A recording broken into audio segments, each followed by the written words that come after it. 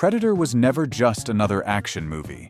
It was the film that turned a suffocating jungle, a haunting monster silhouette, and that legendary handshake between Arnold Schwarzenegger and Carl Weathers into part of 1980s movie mythology. Back then, Arnold came across as completely unbeatable. Carl Weathers had that unforgettable confidence audiences instantly locked onto, and the entire cast seemed to carry a kind of screen presence that time was never supposed to wear down. But nearly 4 decades later, that jungle is no longer the darkest part of this story, because Arnold Schwarzenegger's legend now stands alongside open-heart surgeries and a pacemaker, while Kevin Peter Hall, the man who became the Predator, died at just 35 in one of the most tragic turns in the entire story. So after 39 years, what really happened to the cast of Predator? And how far has time pulled them away from the legend we still remember? Number 1. Arnold Schwarzenegger. Arnold Schwarzenegger never walked into Predator like an ordinary movie star. He showed up like someone forged to become a legend. As Dutch, he was not just the leader of the team. He was the embodiment of strength, control, and pure survival instinct. By the late 1980s, Arnold was already larger than life, but Predator pushed that image to an even more extreme level. He was not just strong, he felt like the definition of being unbeatable. Back then, it was hard to imagine that someone like Arnold Schwarzenegger would ever be seen as a man full of cracks. For decades, Arnold lived inside the image of absolute discipline. His body was a symbol of discipline. His career was a symbol of discipline. Even his public life was built around one central belief. This was a man who always had control of everything. That is exactly why, when the truth about the child he fathered with a longtime household employee came to light, the impact was not just personal. It hit the very image he had spent years building. The Iron Man, the model husband. The man is always holding the wheel. One secret dragged into the open was enough to shake that entire image. And from that moment on, the public no longer saw Arnold the same way. They no longer saw only an action legend or a former governor. They saw a man who felt more real, more complicated, more controversial, and much easier to be disappointed by. What made the story heavier than an ordinary scandal was the question it forced into the open. Did the public ever really love the real Arnold, or did they only love the invincible version he represented? For years, he stood as a symbol of a kind of masculinity that made people believe strength, willpower, and success could lock chaos out for good. But real life tore straight through that shell. What collapsed was not just a marriage. It was the entire feeling that this man was somehow stronger than his own mistakes. The bigger the myth, the harder the fall from it. Then, even the body that built the myth stopped standing outside the rules. The heart procedures, the pacemaker, the recoveries after surgery, all of it created a brutally sharp contrast with the Arnold people had locked into memory. The man who once made the world believe muscle could defeat anything eventually had to face a much colder truth. Even the strongest body reaches its limits. The body that once made him look superhuman now reminds everyone that even the most powerful image eventually has to surrender to time. And yet Arnold never truly disappeared. He kept working, kept showing up, kept stepping back onto the screen with projects like Fubar, and still speaks like a man who has never accepted the idea of retirement. The difference is that Arnold no longer carries the untouched image of Dutch from back then. He is older, more exposed, more divisive, but also more real.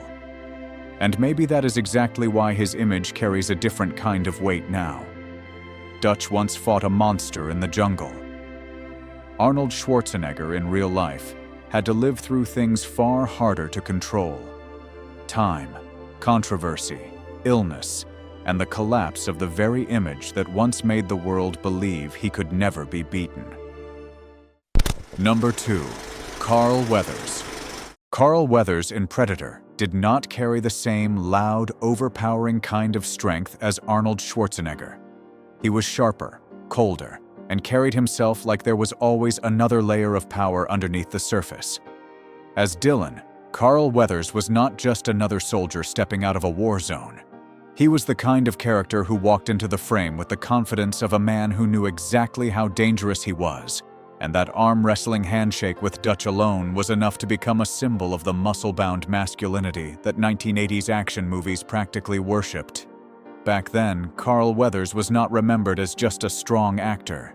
He carried himself like the kind of man who could stand right beside a legend and never look smaller.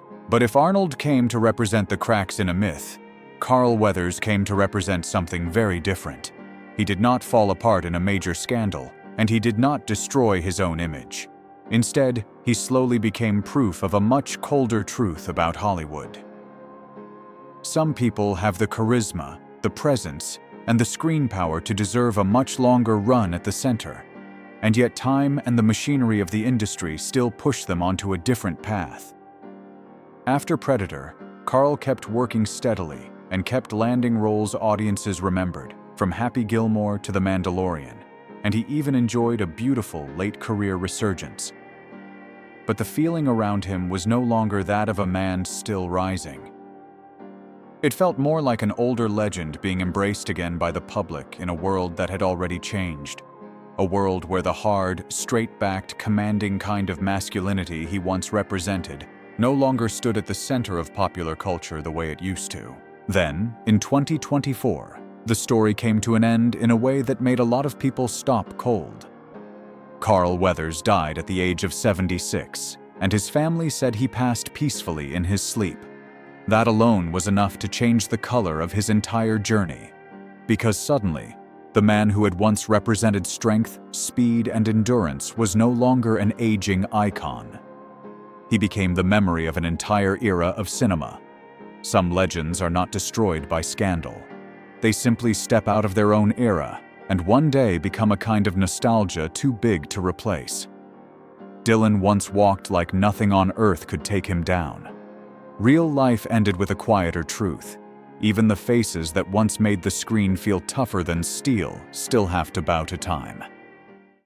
Number 3. Jesse Ventura. In Predator, Jesse Ventura did not look like a man walking onto the screen. He looked like a walking machine gun. As Blaine, he was loud, aggressive, cocky, and carried a kind of oversized physical energy that almost felt too big for any frame to contain. He did not need the quiet kind of depth other actors relied on. Just standing there, grinning with that swagger, gripping a massive weapon in his hands, Jesse Ventura was enough to turn himself into something raw, brutal, and perfectly in tune with the hard-edged masculinity that 1980s action movies practically worshipped. Back then, very few people could have imagined that this man would one day change battlefields without ever changing his nature. And that is exactly where Jesse Ventura's life took a turn no one could confuse with the rest of the cast.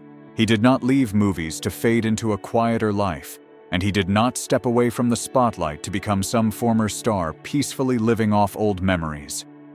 Jesse Ventura carried that same combative, loud, confrontational energy straight into politics, became governor of Minnesota, and from there kept turning himself into a public figure permanently tied to controversy, extreme statements, conspiracy theories, and media battles that made it impossible for the public to see him in only one way.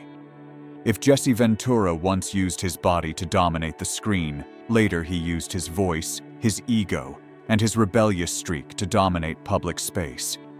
The noise around him never went away. It just changed from gunfire in the jungle to the collision of politics, media, and ideological warfare in real life. That transformation is what really grabs people. He went from being a muscle-bound warrior in action movies to becoming the kind of public figure whose very presence could split a crowd in half. Some people saw him as someone willing to challenge the system and say what others would not dare say.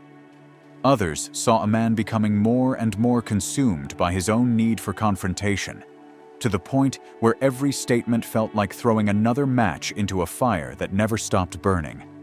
And that is what sets Jesse Ventura apart from so many stars of his era.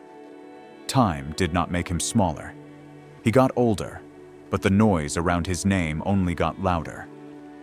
If Predator turned Jesse Ventura into a war machine on screen, Real life turned him into a machine of controversy off-screen, where power no longer came from muscle, but from his ability to provoke, divide, and make himself impossible to ignore. Number 4. Bill Duke. Bill Duke in Predator was not loud like Jesse Ventura, and he was not openly imposing like Arnold. He entered the film like a block of steel, quiet, cold, and the longer you looked at him, the more intimidating he became. As Mac, Bill Duke did not need to shout to dominate anyone. That face, those eyes, and the feeling that he was carrying a tightly contained rage inside him were already enough to make the character one of the darkest presences in the movie. Back then, Bill Duke had the kind of presence that made people believe he was born to play dangerous men, faces carved out of stone, characters always standing right at the edge of violence. But Bill Duke's real life moved in a very different direction from the box Hollywood seemed ready to lock him into. His face was too strong, too hard, too easy to associate with menacing roles, so the industry almost always seemed to know exactly where to place him. But Bill Duke did not stay in that box. While the public still remembered him as one of the tough, hard-edged faces of action movies, he quietly moved deeper behind the camera, becoming a director, a producer, a mentor, and building his weight in a place that was less noisy but far more lasting. That is what makes his story so striking. The man who looked easiest to typecast became one of the clearest examples of someone who quietly broke out of that typecasting altogether. By 2026, when Bill Duke received a star on the Hollywood Walk of Fame, it felt almost like a very late correction to the way people had once seen him. Because the man audiences mostly remembered for his intimidating exterior was never just a face built for dangerous roles. If Mac in Predator felt like a man who lived only by survival instinct, Bill Duke in real life showed that some people grow more substantial with time, not by becoming louder, but by quietly stepping outside the box Hollywood once tried to keep them in. Number 5. Kevin Peter Hall. How can someone create the most terrifying presence in Predator, and yet in real life have almost no chance of fighting off his own tragedy? Kevin Peter Hall is the most painful contrast in that entire film. In Predator, he does not appear as a star the audience is meant to cheer for by name. He is hidden beneath layers of makeup, creature armor, and darkness, yet it is his body, his movement, and the way he controlled every step of that creature that made the Predator so frightening. In other words, audiences remember the monster, the dread, the feeling of being hunted, but the man who truly gave life to all of that was almost invisible. That alone is a cold enough paradox. A man creates an icon, yet ends up hidden behind the icon he created. But what makes Kevin Peter Hall's story so heavy, so hard to forget, is what happened in real life. After Predator, he kept working, married actress Julia Nixon, and still had what should have been a wide-open future ahead of him. Then everything was shattered in a way almost no one could have seen coming. After a car accident, Hall needed a blood transfusion, and it was through that he contracted HIV. The life of a man whose towering physical presence once made the entire screen tremble with menace and power, suddenly began sliding into a completely different kind of tragedy. Quieter, more helpless, and far more painful. He died in 1991 at just 35 years old. 35. An age when many actors are only beginning to open up the full shape of their careers. The deepest pain in this story is that image and fate moved in completely opposite directions. On screen, Kevin Peter Hall created a creature that felt nearly impossible to destroy. In real life, he himself was struck down by fate in a way no one could have expected. The man behind one of cinema's most enduring icons ultimately was not even given enough time to fully live out his own life. Number 6. Sonny Landham. Some actors step into a movie to play dangerous men. Sonny Landham felt more like a man who simply walked onto the screen, carrying that danger with him. In Predator, Billy was not loud, flashy, or desperate to dominate the frame. But the quieter he was, the more unsettling he became. Back then, Sonny Landham had exactly the kind of wild, untamed energy that 1980s action movies loved turning into legend. After the spotlight, Sonny Landham did not drift into a peaceful life or quietly grow old on old movie memories. He moved into politics and turned himself into a name tied to controversy, pushing things so far that even the Kentucky Libertarian Party asked him to withdraw from the 2008 Senate race after outrage over anti-Arab remarks. From that point on, he was no longer seen as the cold, controlled warrior from Predator, but as a public figure almost permanently surrounded by conflict, someone whose aggressive screen presence seemed to spill straight into real life. In his later years, the image was no longer that of Billy the Silent Fighter, but of a man who had become combative, extreme, and deeply unpredictable until his death in 2017. Number 7. Elpidia Carrillo. In Predator, Elpidia Carrillo comes across as the most vulnerable person in the entire film. Surrounded by a cast built on muscle, guns, and violence, her character Anna feels small, terrified, and completely caught in a hunt controlled by other people. Watching her in the movie, it is easy to see her as the fragile one, the kind of character who exists mainly to highlight the intensity and brutality of the men around her. But in real life, Elpidia Carrillo's story went in almost the opposite direction. She did not become a blockbuster star, but she did not disappear either. Instead, she had to fight her way through a different kind of hunt, one that was quieter but lasted much longer: Hollywood typecasting. Even with real talent and experience, she kept getting pushed toward familiar roles like maids, poor mothers, or the kinds of Latina characters the industry found easiest to use. In other words, on screen in Predator, she was the one threatened by the monster. In real life, she was the one surrounded by prejudice. That is what makes her story worth paying attention to. The woman who looked the most fragile in the film ended up having to be far tougher to survive in real life. Anna only had to survive one hunt. Elpidia Carrillo had to survive years of being seen as a stereotype. And maybe that is the most striking thing about her story. It is not loud, and it is not built on scandal, but it shows something just as cruel. Sometimes the worst thing is not being destroyed all at once, but being slowly reduced in the eyes of an entire industry. Number 8. Richard Chavez. Richard Chavez was never the loudest presence in the film, but he had exactly the kind of face that made audiences believe he should have gone much further after it. As Pancho, he carried the feel of a battle-worn soldier. Tough, resilient, not flashy, but always believable. In a cast filled with overpowering personalities, Richard Chavez never faded into the background. He had the face, the presence, and the kind of grounded screen energy that made it easy to assume Hollywood would have opened up much bigger roles for him. What stands out is that this almost never happened. He did not collapse in scandal, and he did not disappear because of some public downfall. On the contrary, he kept working and kept showing up, but he never really reached the path Predator once seemed to promise. On screen, Pancho felt like the kind of man tough enough to survive any hunt. In real life, Richard Chavez gradually became the kind of actor audiences remembered by face more than by name. And that may be one of the coldest truths about show business. Not everyone falls out of the spotlight because they were not good enough. Some people are simply not chosen again, even when they once had everything it took to go much further.